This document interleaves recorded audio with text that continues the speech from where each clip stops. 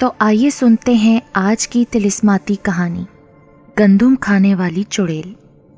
میں آفس سے باہر روڈ پر آ گیا۔ اپنے کولیگ رمضان جعفری کو میں نے کہا کہ بائک پر مجھے بس سٹاپ تک چھوڑائے۔ چند ہی منٹوں میں مجھے رمضان بس سٹاپ پر اتار کر واپس چلا گیا۔ اتنے میں سارا کی کال آئی۔ اس نے بتایا کہ دادا جان نے گھر بلایا ہے۔ میں نے پھر ٹیکسلا کی بجائے جہلم کی بس پکڑی اور 3 گھنٹے کی مسافت کے بعد میں گھر پہنچ گیا۔ امی، ابو، چاچو، طاہر اور سارا سے مل کر میں دادا جان کے کمرے میں پہنچا تو وہ مطالعے میں مصروف تھے۔ مجھے دیکھتے ہی انہوں نے کتاب بند کر کے ٹیبل پر رکھی اور گرم جوشی سے میرا استقبال کیا۔ رسمی سلام دعا کے بعد انہوں نے کہا، بیٹا انیس، میں نے بہت ہی ضروری کام سے تمہیں بلایا تھا۔ حقیقت تو یہ ہے کہ میں تمہیں کہیں دور بھیجنا چاہتا ہوں۔ میں نے ان کی طرف سوالیہ نظروں سے دیکھا تو انہوں نے ٹیبل پر سجی اپنی والد محترم یعنی میرے پردادا میاں غلام فرید صاحب کی تصویر کو ہاتھ میں پکڑا اور اپنی نم آنکھوں سے لگا کر بولے، انیس بیٹا، میں تمہیں ماضی میں بھیجنا چاہتا ہوں۔ میں نے اپنی بڑھتی ہوئی دلچسپی کو دباتے ہوئے کہا، دادا جان وہ کیسے؟ تو دادا جان نے کہا، تمہیں نہیں، تمہاری روح کو بھیجوں گا۔ تم جو جو دیکھو گے وہ مجھے بتاؤ گے۔ میں نے پوچھا، مگر میں وہاں جاؤں گا کیسے؟ آپ مجھے تھوڑا سمجھا دیں۔ دادا جان مسکرائے، پھر بولے، سب سمجھاؤں گا، لیکن پہلے بیٹی سارا کو بتا کے آؤ کہ آج رات تم میرے کمرے میں ہو تاکہ وہ انتظار نہ کرے۔ میں نے سر ہلایا اور دادا جان کے کمرے سے نکل کر اپنے کمرے میں آ گیا، جہاں سارا کھانا ٹیبل پر سجائے میرا انتظار کر رہی تھی۔ ہم دونوں نے ساتھ میں کھانا کھایا۔ پھر میں نے سارا کو بتا دیا کہ دادا جان نے کسی ضروری کام سے آج مجھے اپنے کمرے میں بلایا ہے، تو تم میرا انتظار مت کرنا۔ اس نے خاموشی سے سر ہلا دیا، لیکن میں جانتا تھا کہ سارا کی مرضی نہیں ہے کہ میں دادا جان کے کمرے میں جاؤں۔ کوشش کروں گا جلد لوٹنے کی سارا۔ میں یہ کہہ کر واپس دادا جان کے کمرے میں پہنچا۔ کہانی کو آگے مزید بڑھانے سے پہلے یہ بات میں بتاتا چلوں کہ میرے دادا جان میاں سجاد احمد، ان کی صحبت میں میرا بچپن گزرا ہے۔ میں نے آج تک جو سیکھا تھا اپنے دادا جان سے سیکھا تھا، اور میرے دادا جان نے اپنے دادا جان سے سیکھا تھا۔ میں کمرے میں پہنچا تو دادا جان میرے انتظار میں تھے۔ دیکھو بیٹا، انسان کے ساتھ ہر وقت اس کی 2 روحیں ہوتی ہیں۔ جب انسان رات کو سوتا ہے تو ایک روح اپنا حساب دینے کے لیے عرش پر جاتی ہے اور دوسری روح ادھر ادھر گھومتی رہتی ہے۔ وہ جہاں جہاں جاتی ہے، جو جو دیکھتی ہے، ہمیں وہ خواب میں نظر آتا ہے۔ میں نے ساری باتیں سن کر فیصلہ کر لیا تھا کہ میں جاؤں گا ماضی میں، اگر دادا جان بھیج دیں تو۔ تمہیں میں مختصر بتا دوں، جیسے میں یا تم جنات یا بھوتوں کو پکڑنے کی مہارت رکھتے ہیں، ایسے تمہارے پردادا نہیں رکھتے تھے۔ وہ جرمنی کی فوج میں حوالدار تھے اور کافی بہادر انسان تھے۔ جرمنی کی فوج نے انہیں کسی مارکے کو سر کرنے کی کامیابی پر ایک تلوار تحفے میں دی تھی۔ اور ہاں، ایک اور بات، یہ جو باتیں میں تمہیں بتا رہا ہوں یہ میں ان کی روزمرہ ڈائری میں پڑھ چکا ہوں، لیکن ان کی ڈائری کا جو آخری صفحہ ہے اس نے مجھے پریشان کر رکھا ہے۔ آؤ تمہیں وہ صفحہ دکھاؤں۔ ہم دونوں پرانی کوٹھڑی جہاں بزرگوں کی نشانیاں سنبھال کر رکھی تھیں، اندر پرانے صندوق کے پاس پہنچے تو دادا جان کے کہنے پر میں نے وہ صندوق کھولا۔ دادا جان نے ایک بوسیدہ ڈائری نکال لی۔ فیتے کو نشانی کے طور پر دادا جی نے اس ڈائری میں رکھا ہوا تھا۔ یہ دیکھو، اس صفحے کو میں نے نشانی لگا کر تمہارے لیے رکھا ہوا تھا، اب تم خود ہی پڑھ لو۔ دادا جان نے مجھے وہ ڈائری پکڑا دی۔ کافی پرانا کاغذ، ایسے لگتا تھا کہ چھونے سے پھٹ جائے گا۔ میں نے نشانی لگی صفحہ کھولا تو اس پر 7 دسمبر 1945 کی تاریخ درج تھی، جو میرے پردادا کی لکھی گئی تھی۔ میں نے لائٹ کے سامنے لا کر پڑھنا شروع کیا۔ کبھی کبھی کچھ باتیں ہم یہ سمجھ کر چھپا لیتے ہیں کہ اگر بتا دیا تو گھر والے پریشان ہو جائیں گے، لیکن جب وہ راز ہمیں نقصان پہنچانے کے لیے ہماری طرف قدم بڑھاتے ہیں تو پھر ہم گھر والوں کو بتا بھی دیں تو اس سے کوئی فرق نہیں پڑتا، کیونکہ اس وقت تک بہت دیر ہو چکی ہوتی ہے، جیسا کہ میرے ساتھ ہوا۔ اب وہ گندم کے دانے کھانے والی ڈائن میری جان لے کر ہی دم لے گی، لیکن میں تیار ہو گیا ہوں۔ میں نے اپنی موت کی تیاری کر لی ہے، اب مجھے کوئی غم نہیں، مرنا تو برحق ہے۔ کاتب حروف میاں غلام فرید۔ میں نے تحریر پڑھ کر دادا جان کی طرف دیکھا تو ان کو بھی میرے رد عمل کا انتظار تھا۔ آپ نے تو پوری ڈائری پڑھی ہے، تو آپ بتانا پسند کریں گے کہ یہ گندم کے دانے کھانے والی ڈائن کون تھی؟ دادا جان نے کہا، وہ کوئی ڈائن تھی۔ ابا جان کے دنیا سے جانے کے بعد جب میں نے یہ ڈائری پہلی بار پڑھی تھی تب میری عمر 25 سال تھی۔ اس رات وہ ڈائن آئی تھی، لیکن میں نے اپنی منزل اتنی مضبوط کر رکھی تھی کہ وہ میرے سامنے نہیں ٹک پائی۔ گندم کے دانے اس نے ایک کپڑے کے دوپٹے سے جھولی بنا کر اس میں ڈالے ہوئے تھے اور بیچ سے نکال کر ایسے کھا رہی تھی جیسے صدیوں سے بھوکی ہو۔ مجھے سمجھ میں آ گیا کہ یہ وہی ڈائن ہے جس کا ذکر ابا جان نے ڈائری میں کیا تھا۔ جب وہ مجھ پر جھکی تو میں نے مکہ اس کے منہ پر مارا، وہ چیخ مار کر غائب ہو گئی تھی۔ میں نے ان کی بات سے اتفاق کیا اور پر اعتماد لہجے میں کہا، میں جانے کے لیے تیار ہوں دادا جان، آپ بس بتائیں کہ کیا کرنا ہوگا مجھے ماضی میں جانے کے لیے۔ تو دادا جان نے سامنے پڑے بیڈ کی طرف اشارہ کیا، تم بس اس بیڈ پر لیٹ جاؤ۔ میری ہنسی چھوٹ گئی۔ ہپناٹزم؟ میں نے پوچھا تو وہ بولے، بے وقوف، ہپناٹزم میں آدمی خود کے ماضی میں دیکھ سکتا ہے، لیکن جو کام میں کرنے والا ہوں اس کی بدولت تم اپنے پردادا کے ماضی میں سفر کرو گے۔ میں نے ہاں میں سر ہلایا اور سیدھا لیٹ گیا۔ اب تم نے اپنی آنکھیں بند کرنی ہے اور سونے کی کوشش کرنی ہے۔ تمہاری حتمی کوشش یہی ہو کہ ایک بار آنکھیں بند کر لو تو دوبارہ تبھی کھلیں جب تم اپنا کام صحیح سے کر کے سمجھو کہ اب واپسی کا وقت ہو گیا ہے۔ مجھے یہ کیسے پتہ چلے گا کہ اب مجھے یہاں سے واپس جانا چاہیے؟ پھر دادا جان نے بڑے سنجیدہ لہجے میں بتایا، جب تمہیں پلٹانا ہوگا میں خود ہی پلٹا لوں گا۔ چلو اب آنکھیں بند کرو اور مجھے اپنا کام شروع کرنے دو۔ میں نے سیدھا لیٹ کر آنکھیں بند کر لیں۔ تھوڑی دیر بعد میں نے دیکھا کہ سارا میرے سامنے ہاتھ جوڑ رہی تھی۔ مجھے چھوڑ کر مت جائیں، دیکھیں رک جائیں، ورنہ میں وہی باجا پھر سے بجاؤں گی اور وہ جن مجھے پکڑ کر لے جائے گا۔ میں نے کہا، دیکھو دادا جان سے پوچھ لو، میں کہیں نہیں جا رہا، تمہارے بغیر جینے کا تصور بھی نہیں کر سکتا۔ کیا تمہیں مجھ پر یقین نہیں؟ وہ میری طرف نم آنکھوں سے دیکھے جا رہی تھی۔ اتنے میں میرے کانوں کے ساتھ ہوا ٹکرائی، پھر ایک انجانی سی آواز آئی، تمہارا سفر شروع ہوا۔ میں نے سارا کو واپس جاتے ہوئے دیکھا۔ میں اس کے پیچھے بھاگ رہا تھا، لیکن وہ جیسے کہاں غائب ہو گئی۔ میں گلا پھاڑتے ہوئے چلا کر اسے بلا رہا تھا۔ اسی اثنا میں میں نے دیکھا کہ میں سرسبز گھاس پر لیٹا ہوا ہوں۔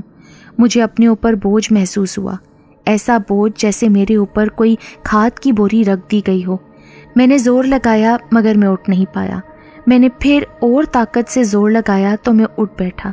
یہ ایک کمرہ تھا جہاں میں موجود تھا اور میں اپنے جیسے انسان کے اوپر بیٹھا ہوا تھا۔ سامنے ایک کرسی تھی جس پر کوئی بزرگ بیٹھے تھے۔ وہ کچھ پڑھ کر میرے ہمشکل کے کانوں میں پھونکے مار رہے تھے۔ میں نے ان بزرگ سے پوچھا کہ میں کون ہوں اور کہاں ہوں۔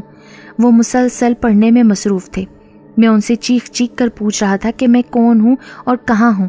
وہ آخری مرتبہ پھونک مار کر فارغ ہوئے، پھر میرے ہمشکل پر جھک گئے۔ بیٹا انیس، تم میرے پوتے ہو، تمہیں میں نے بھیجا ہے۔ یہ جسم ہے اور تمہارا ہی ہے۔ تمہاری واپسی تب ہی ممکن ہے جب تم مجھے میری معلومات فراہم کر پاؤ گے۔ آپ کو کیسی معلومات چاہیے اور مجھے کتنا وقت لگے گا؟ بیٹا کچھ نہیں ہوگا تمہیں، میں ہوں نا، تم جاؤ یہاں سے۔ 2 کلومیٹر مشرق کی جانب ایک نہر ہے، اس سے تھوڑی دور ایک جگہ ہے جسے متیال گالا کہا جاتا ہے۔ 2 پہاڑوں کے درمیان کچی سڑک ہے، وہاں جاؤ اور دیکھو کہ کیا ہو رہا ہے وہاں اس وقت، پھر مجھے بتاتے جاؤ۔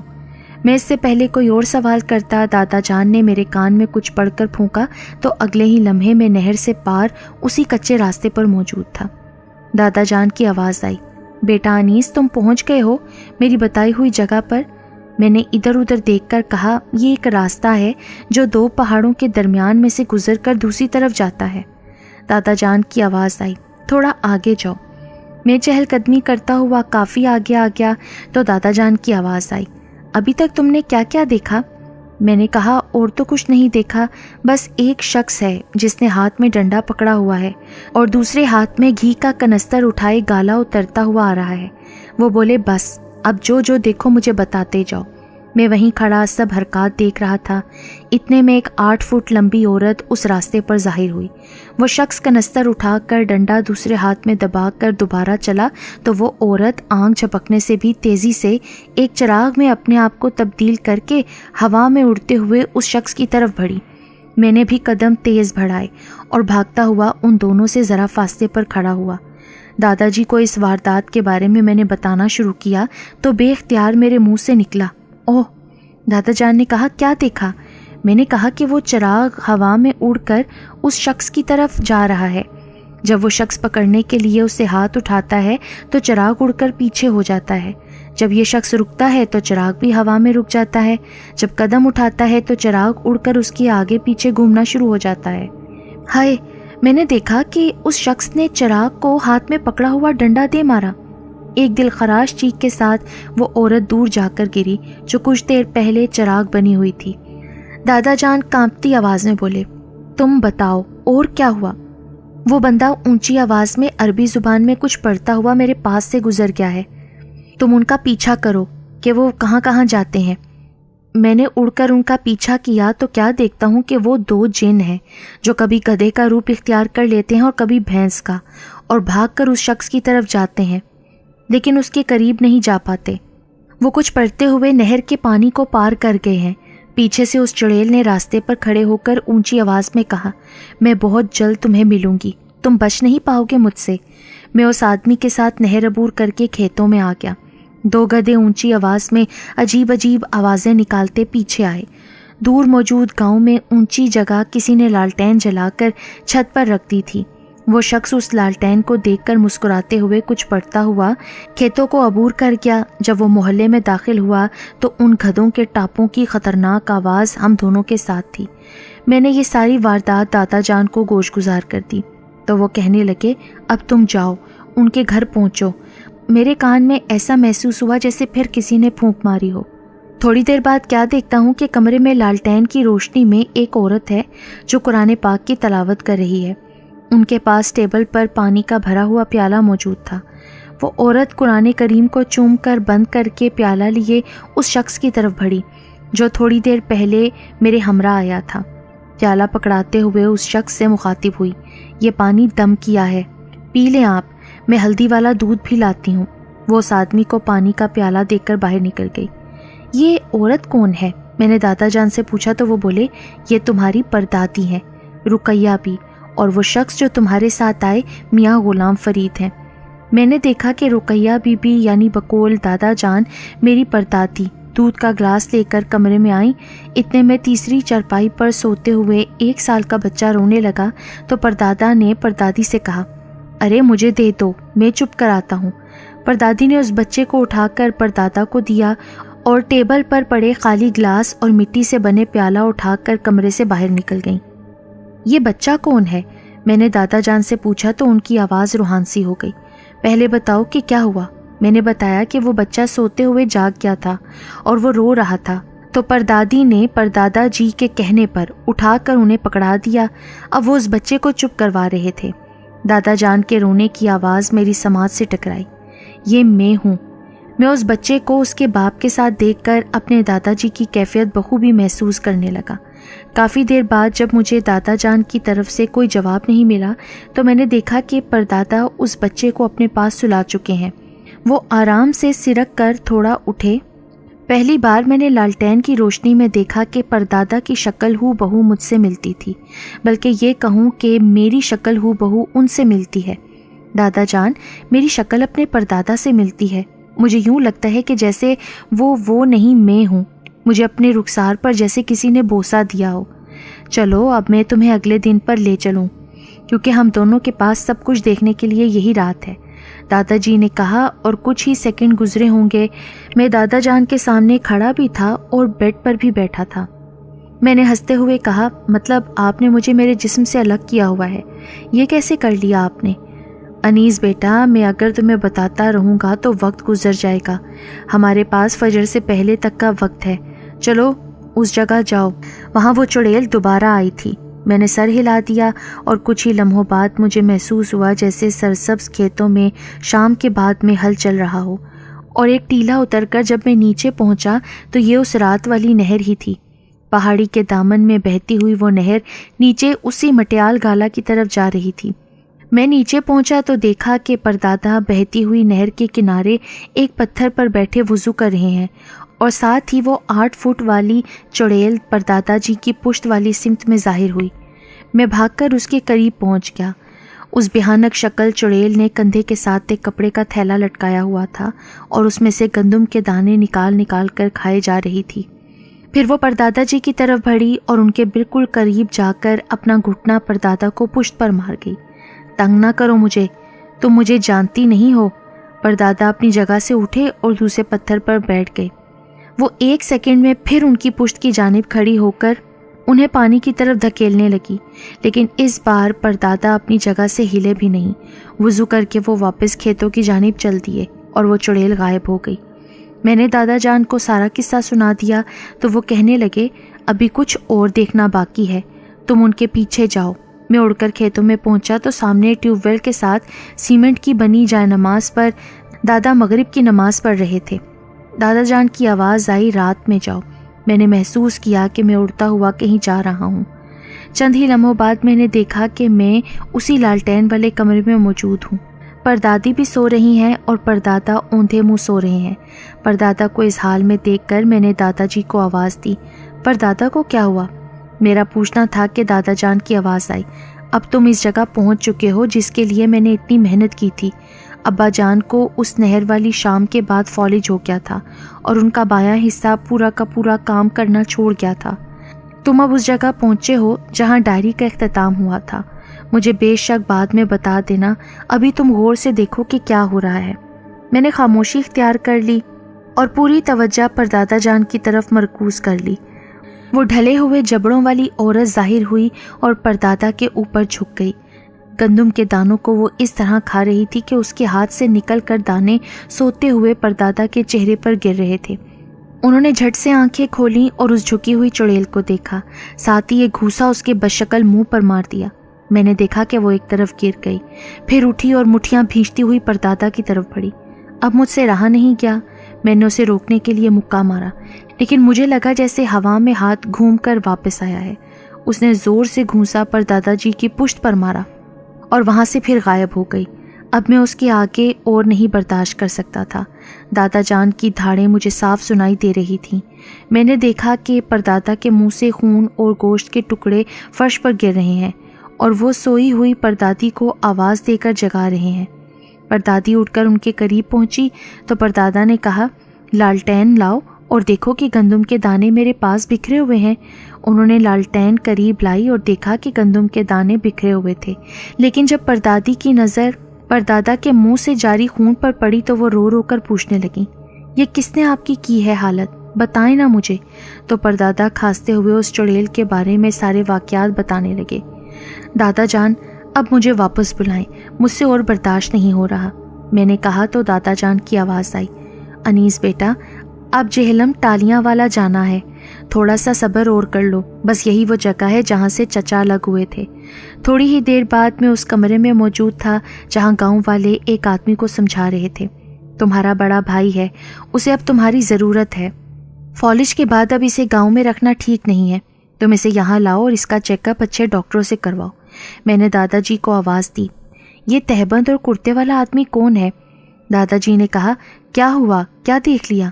मैंने उन्हें बताया कि कुछ आदमी हैं जो उस तहबंद कुर्ते वाले को परदादा का भाई कह रहे थे।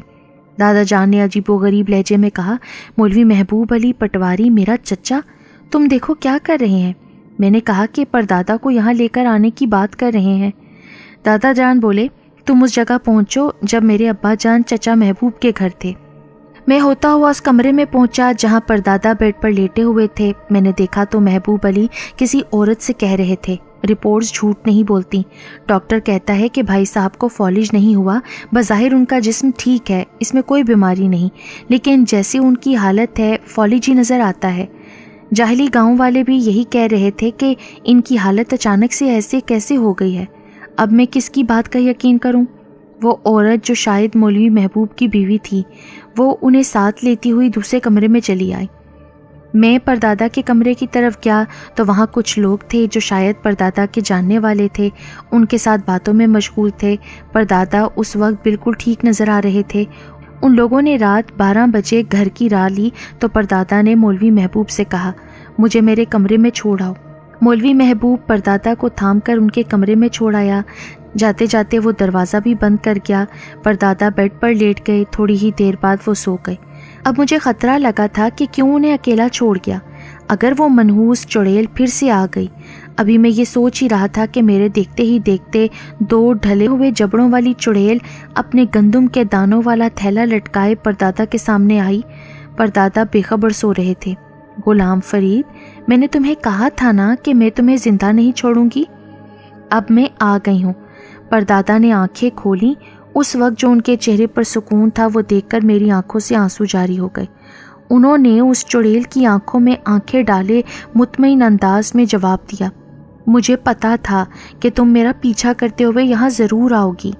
मेरी हालत अभी ऐसी नहीं है कि मैं तुम्हारा मुकाबला कर सकूं, इसलिए तुमसे यही कहूँगा कि अभी जाओ, मेरे ठीक होने तक का इंतज़ार करो। फिर तुम्हें मारने और मुझे लड़कर मरने में मज़ा तो आएगा। मुझ मरीज़ को मारकर तुम्हें अब क्या मिलेगा? जाओ अभी। वो कहका लगाकर बोली, यही तो मज़ा है, यही बेबसी तो मुझे देखनी थी। उसने परदादा को गले से पकड़कर उठाकर फर्श पर दे मारा। मैं उसे धक्का देने के लिए भागा तो उसके बीच से गुजरकर दीवार के साथ लगा।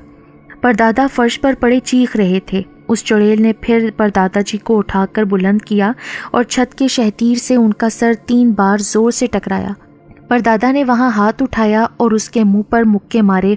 जब चौथा मुक्का मारा तो उसने परदादा को दीवार से दे मारा और उनका सारा रंग नीला पड़ गया। मैं चीख चीख कर रोकता रह गया, लेकिन वो जैसे हवा ही हो। मेरा हाथ तक उस चुड़ैल को छू नहीं पाया। वो कह लगाती वहां से गायब हो गई।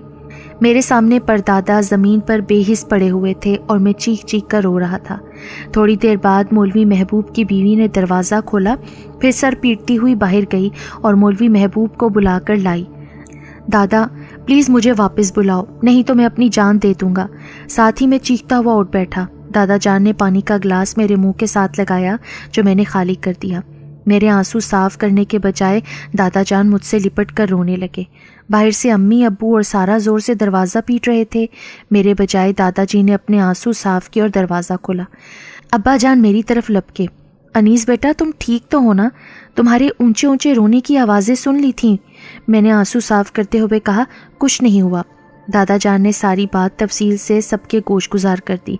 फिर दादा जान के मुतमईन करने पर सभी अपने कमरों में वापस चले गए, सवाए चाचू के। दादा जान बोले, ये वो सब कुछ था जिसकी वजह से हम दोनों ख़ानदानों में बखेरा हो गया था। मैं कई अरसे तक यही समझता रहा कि महबूब चचा ने मेरे अब्बा जान को कत्ल किया, लेकिन जब मैंने होश संभाला तो अपने उस इल्म की बदौलत नतीजा निकाला कि उस चुड़ैल ने ही अब्बा जान को कत्ल किया था। लेकिन मैं अपनी गवाही को काफ़ी नहीं समझता था। तभी तुमसे सब कुछ एक बार फिर से मालूम करवाया। चाचू ने कहा, अब उस चुड़ैल को फिन्नार करने का वक्त आ गया है। मैं अपने हमजाद को हाजिर करके पूछता हूँ कि वो चुड़ैल कहाँ मिलेगी और उसका खात्मा कैसे मुमकिन है। दादा जान बोले, मुझे पता है कि उसका खात्मा कैसे होगा। जब वो मुझे मिली थी और मेरा मुक्का खाकर वो भागी थी, तब से लेकर आज तक मैंने उसे मारने के कई तरीके ढूंढे थे, क्योंकि मैं अकेला था और उसे ख़त्म करने के लिए जो चीज़ें दरकार थीं वो मैं जमा नहीं कर पाया था, और 3 बार तो वो चुड़ैल मेरे हाथ से निकल गई थी। चाचू ने दादा जान की तरफ देखा, जो आसान तरीका है वो बता दें। दादा जान बोले, तुम दोनों को अलग अलग सिमत में जाना होगा। यहाँ से 100 किलोमीटर दूर टिल्ला जोगिया में गुरु गरनाथ का मंदिर है, 500 साल पुराना। उस मंदिर के अंदर पुरानी राख है, जहाँ वो आग जलाकर अपना चिल्ला करता था। वहाँ से वो राख लानी होगी, और दूसरी जगह नीली वाला पहाड़ है, वहाँ से शहतूत की लकड़ी लानी होगी, जो इतनी हो कि आग का अलाव भड़क सके। फिर मैं उसे हाजिर करूँगा उस आग से और उससे सवालात करूँगा। तुम में से किसी एक ने वो राख उस भड़कती आग में डाल देनी है। अनीस, तुम नीली वाले पहाड़ से शहतूत की लकड़ी ढूंढ कर लाओ अभी, दादा जान बोले। फिर वो चाचू ताहिर की तरफ मुड़े। तुम भी समझ गए होगे ना? चाचू ने सर हिलाया और कमरे से बाहर निकल गए। दादा जान ने मुझे कहा, कान करीब लाओ। मैंने कान करीब किया तो उन्होंने कुछ पढ़कर मेरे कान में फूंका। मुझे ऐसा महसूस हुआ जैसे मैं फिर से अपने जिस्म से अलहदा हो गया हूँ। हवाओं में परवास करता हुआ नीली पहाड़ के दामन में उतरा तो देखा कि मुख्तार चाचू सामने कुल्हाड़ी लिए लकड़ियाँ काट रहे थे। हाँ भाई अनीस मियाँ, ये सारा शहतूत तुम्हारा। میں سمجھ گیا کہ کم سے کم یہ مختار چاچو تو نہیں ہے۔ خیر میں نے شہتوت کی لکڑی پر ہاتھ رکھا تو مجھے چکر آ گیا اور میں زمین پر گر گیا۔ میری آنکھیں بند ہونے لگیں۔ میں نے دھندلی آنکھوں سے دیکھا تو یہ مختار نہیں، وہی چڑیل تھی گندم کے دانے کھاتی ہوئی۔ وہ میری طرف بڑھنے لگی، تب میری آنکھوں کے سامنے اندھیرا چھا گیا۔ پھر جب آنکھ کھلی تو میں ایک ویرانے میں ایک پٹھے کی چارپائی پر لیٹا ہوا تھا۔ سامنے چاچو آگ کے الاؤ کے پاس کھڑے کچھ پڑھ رہے تھے۔ دوسری چارپائی پر دادا جان چادر کا بکل مارے بیٹھے تھے۔ میں ہڑبڑا کر اٹھ بیٹھا۔ میرے پاس ایک لفافہ پڑا تھا جس میں راکھ تھی۔ میں سمجھ گیا کہ راکھ مجھے ہی ڈالنی ہے۔ میں راکھ کو غور سے دیکھ ہی رہا تھا کہ آگ کے الاؤ سے وہی چڑیل سامنے آئی۔ چاچو کو چنگھاڑ کر کچھ کہہ رہی تھی۔ چاچو بنا کچھ بولے کچھ پڑھنے میں مصروف تھے۔ وہ آگ سے نکلی اور سیدھی میری طرف بھاگی۔ میں نے اپنا ہاتھ لفافے میں ڈال دیا اور چارپائی سے اٹھ گیا۔ جیسے ہی وہ دائرے سے کچھ فاصلے پر تھی میں نے بھاگ کر راکھ اس کی طرف اچھال دی۔ وہ چیختی ہوئی زمین پر گر کر لوٹ پوٹ ہونے لگی۔ میں لفافہ لیے اس کے سر پر پہنچ گیا۔ یہ گندم کے دانے لایا ہوں تمہارے لیے، میں نے لفافہ اس کے سر پر لہراتے ہوئے کہا تو وہ زمین پر لیٹی ہاتھ جوڑ رہی تھی۔ پہچان مجھے، میں اسی غلام فرید کا پڑپوتا ہوں، آج ان کے خون کا حساب لینے آیا ہوں۔ چاچو ایک اور لفافہ لیے اس کی ٹانگوں کے قریب پہنچ گئے۔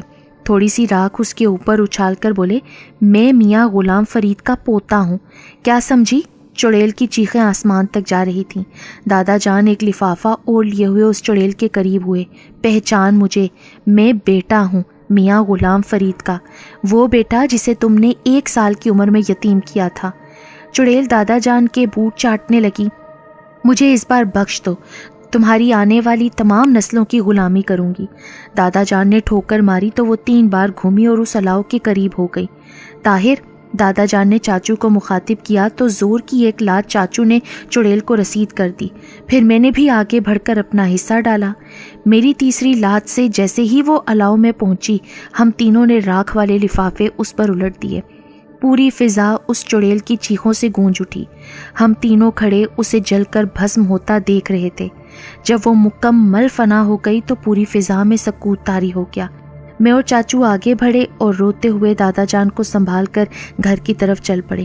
میں نے کہا، جب اس چڑیل نے مجھے بے ہوش کیا تو آپ کو کیسے پتہ چلا؟ چاچو ہنس کر بولے، میں اسی وقت تمہارے پیچھے پہنچ گیا تھا۔ میرے ہمزاد نے مجھے بتایا تھا کہ وہ چڑیل تمہیں قتل کرنے کا ارادہ رکھتی ہے، اور مجھے ہمزاد نے ہی تم تک پہنچایا تھا۔ دادا جان اب پرسکون نظر آ رہے تھے۔ میں نے کہا، دادا جان اب میں ناشتہ آپ کے ساتھ کروں گا۔ چاچو بولے، جس کے ساتھ بھی کر، ناشتہ تو تمہاری امی یا سارا ہی بناتی ہیں۔ اس بار دادا جان بھی کھل کر ہنس پڑے۔